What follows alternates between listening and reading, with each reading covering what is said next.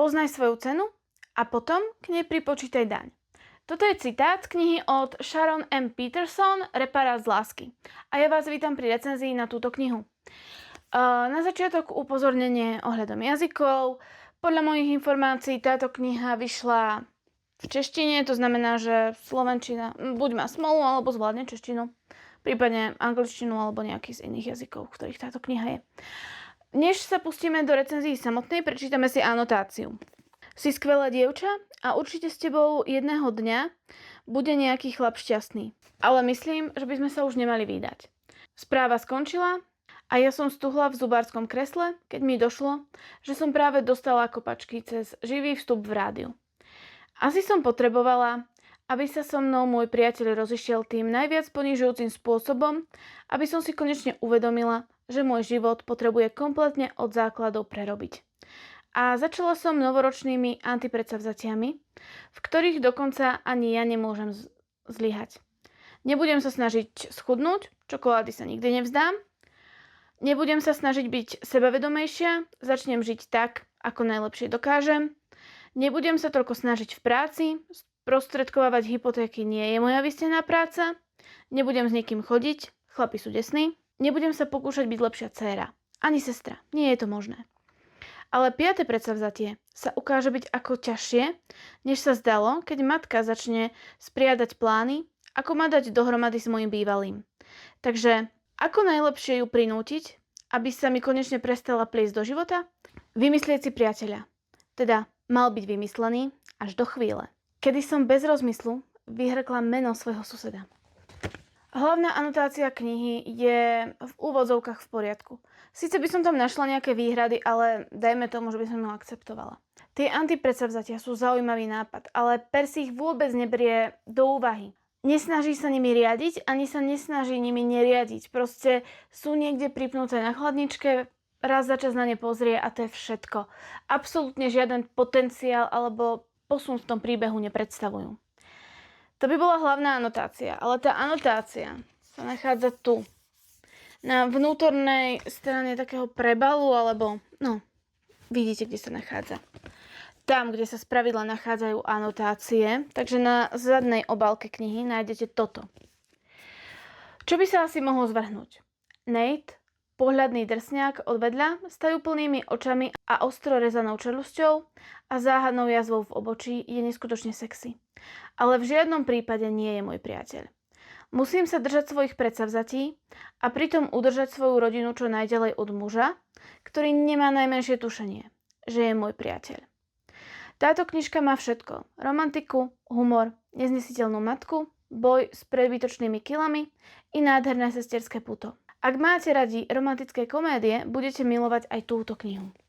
Načrtnutá zápletka z toho uhla, v akom je podaná v tomto texte, pre knihu vlastne vôbec dôležitá nie je. Na zadnej strane knihy je zmienené, že sa jedná o romantickú komédiu, alebo že ak máte radi romantické komédie, budete milovať aj túto knihu a za mňa teda nie.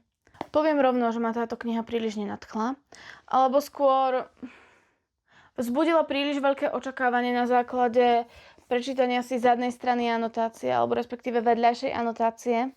A tá kniha potom bola o niečom úplne inom, takže falošné očakávania rovná sa sklamanie. Začneme ale tým, ako je kniha písaná. Kniha je písaná z pohľadu prvej osoby a hlavnou hrdinkou je teda Persefona, prezývaná Percy. Kapitoly sú pomerne krátke, priemerná dĺžka je nejako tak 5 až 7 strán. Ja mám radšej dlhšie, niekomu to môže vyhovovať. Je to vec vkusu. S čím som mala ale trochu väčší problém je to, ako je v kapitolách narábané s časom. V samotných kapitolách sú počas celého priebehu knihy dosť výrazné časové skoky a mnoho dôležitých udalostí je tu len zmienených, že sa stali a nie sú popisované v rámci toho, ako sa dejú a ako sú napríklad Percy prežívané priamo na mieste. Z tohto dôvodu som mala problém sa do knihy poriadne ponoriť a do príbehu a deja v ňom sa poriadne vžiť. Mala som vlastne pocit, ako by som čítala Percyn denník.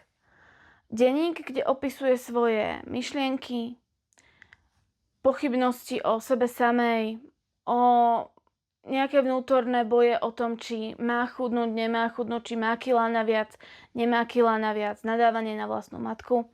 A udalosti sú tam len nejako zhrnuté, aby sa nepovedalo. Bude to znieť divne, ale ja som mala vyslovene pocit, že ten príbeh iba čítam.